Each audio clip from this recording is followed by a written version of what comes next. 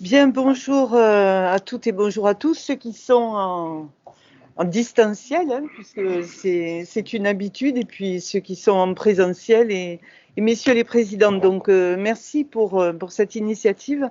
C'est vrai que se rencontrer, ça nous manque hein, quelque part.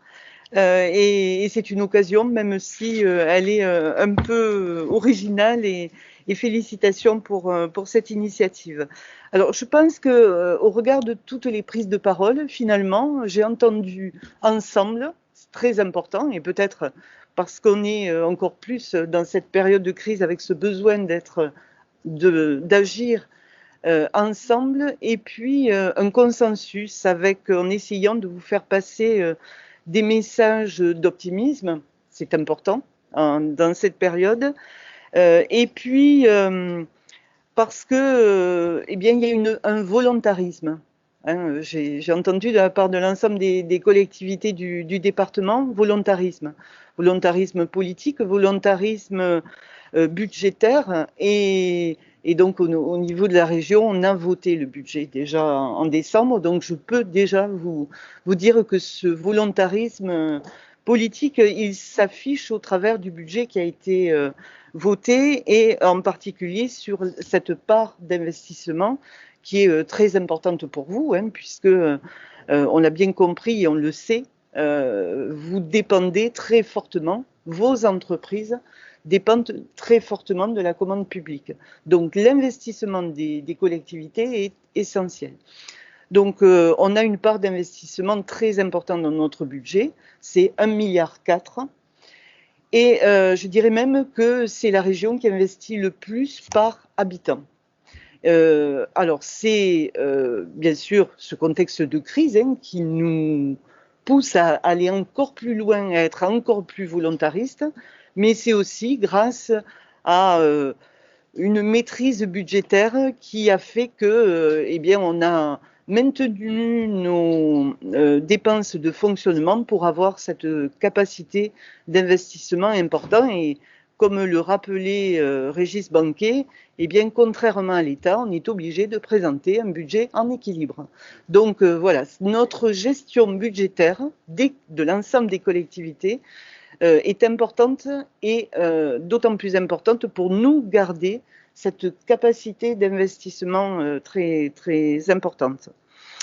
Alors, il y a à la fois l'investissement, donc les carnets enfin, qui vont garnir vos carnets de commandes.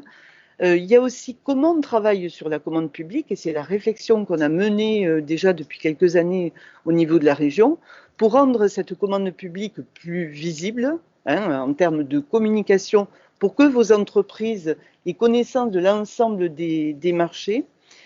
Permettre également aux TPE, PME d'avoir accès à ces marchés, parce que, enfin, je reviendrai sur Port-la-Nouvelle, mais quand on a des gros chantiers, ben, quelque part, quelquefois, les PME, TPE pensent qu'elles n'ont pas forcément accès à ces marchés, donc il faut s'organiser différemment et organiser la commande publique différemment. C'est par exemple sur l'allotissement, hein, multiplier les lots.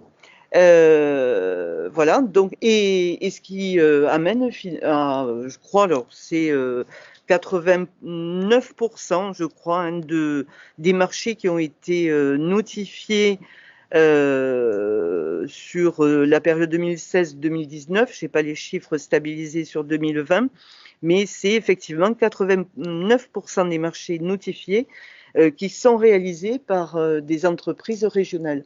Ce qui, à l'échelle de la région, est un taux très important, parce qu'il est bien évident que quand on lance des jurys, par exemple, bien là, c'est plus d'une centaine souvent hein, de candidats, et à l'échelle nationale, voire internationale, qui soumissionnent. Voilà, donc cap clair, investir massivement, tout simplement pour soutenir l'emploi et aussi pour préparer l'avenir.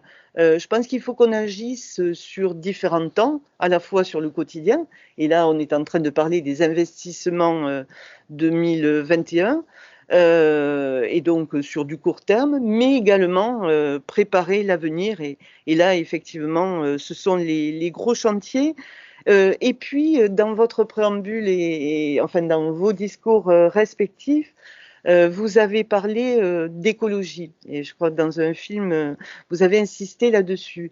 C'est vrai que cette crise, il faut aussi qu'elle nous ouvre des opportunités. Et l'opportunité, et je dirais même que c'est une obligation qu'on a devant nous, de changer de modèle économique et de ne pas opposer environnement et économie.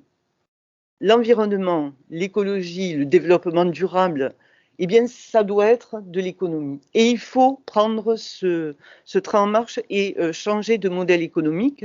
C'est ce que la présidente Carole Delga a souhaité qu'on vote là aussi, qu'on mette en place en fin 2020. Ça a accéléré finalement, enfin, c'est une réflexion qu'on avait bien évidemment, mais je crois que la crise a accéléré les choses.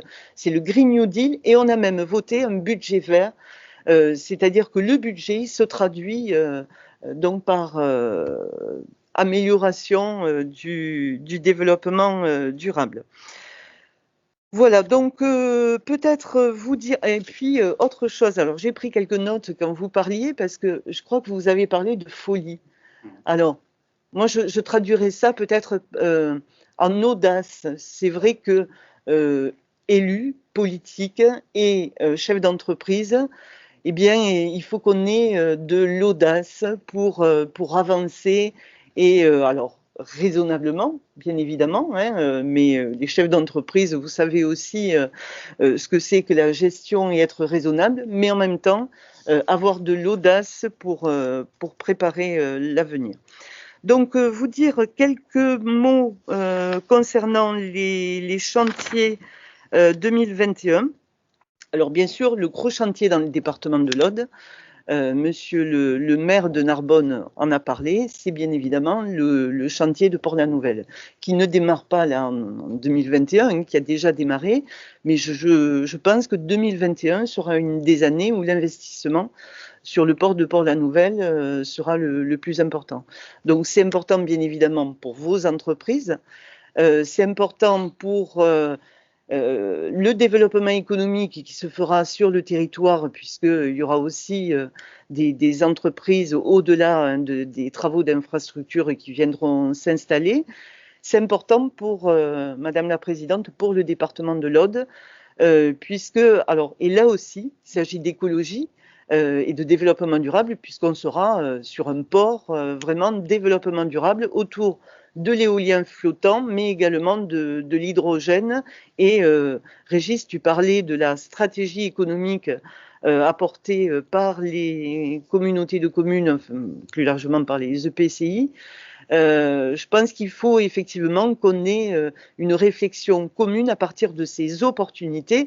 Et puis, ça n'a pas été dit, mais il faut le dire, le département de l'Aude est au centre et au cœur de la région Occitanie. Alors, ça suffit pas pour gagner la bataille. Hein. Voilà, c'est pas parce qu'on est au centre et au cœur qu'on sera les meilleurs. Là, c'est l'Audoise qui parle. Mais par contre, ça offre des opportunités et d'être entre les deux grandes métropoles, Montpellier-Toulouse, eh bien, là aussi, il faut saisir notre chance et saisir cette belle opportunité. Donc sur Port-la-Nouvelle, alors bon, j'ai pas beaucoup de chiffres vraiment précis. Je sais qu'il y a la construction d'un nouveau hangar, c'est plus de 10 millions d'euros. C'est la réhabilitation du quai de pêche, au-delà des travaux d'extension.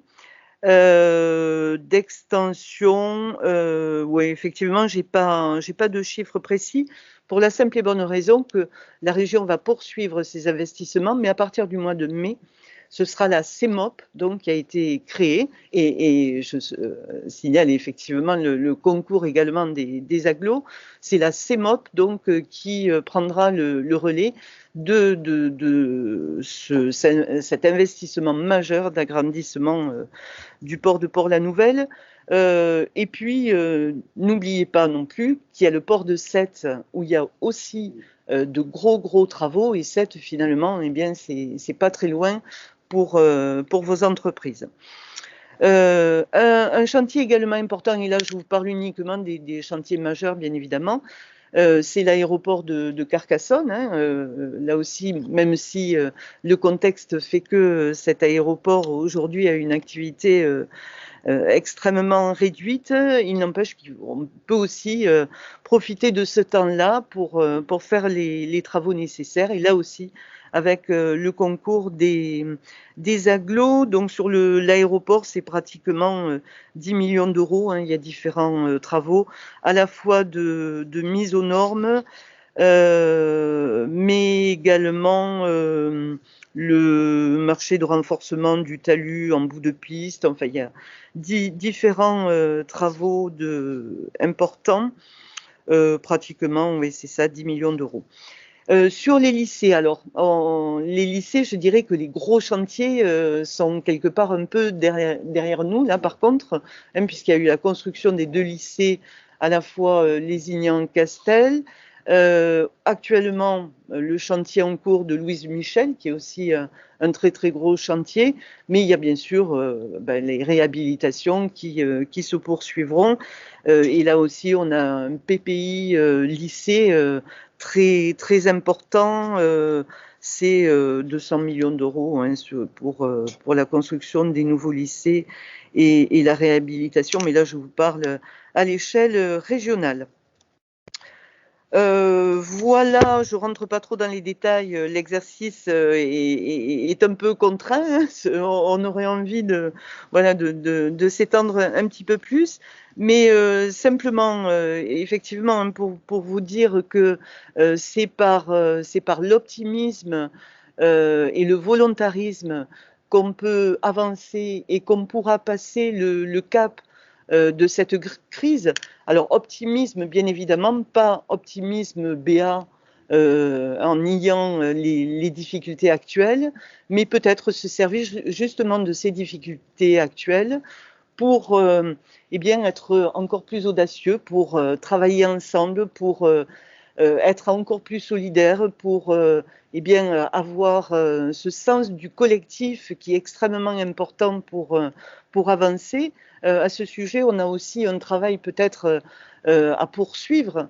C'est par rapport à la contractualisation, hein, puisqu'on avait un contrat de filière avec, alors là, travaux publics, mais également bâtiments. Voilà, donc reprendre ce chantier-là qui est extrêmement important avec les enjeux en particulier de développement durable, d'innovation, etc. Et donc, il ne me reste plus, puisque je n'ai pas commencé par là, mais je ne vais pas quand même faillir à la tradition.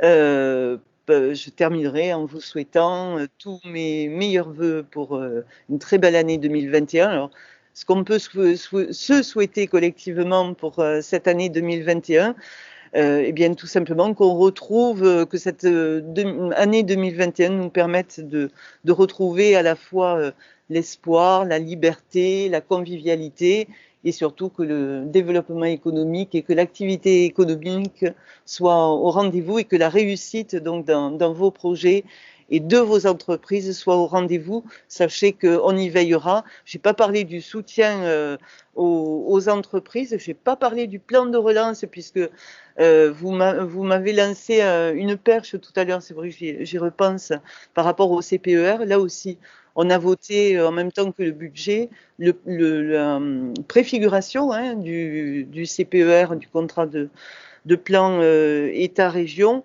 très ambitieux, avec déjà une anticipation sur 2021-2022, où on intègre bien sûr le plan de relance. Voilà, très belle année à vous, et encore une fois, merci pour cette invitation et cette belle rencontre. Merci beaucoup.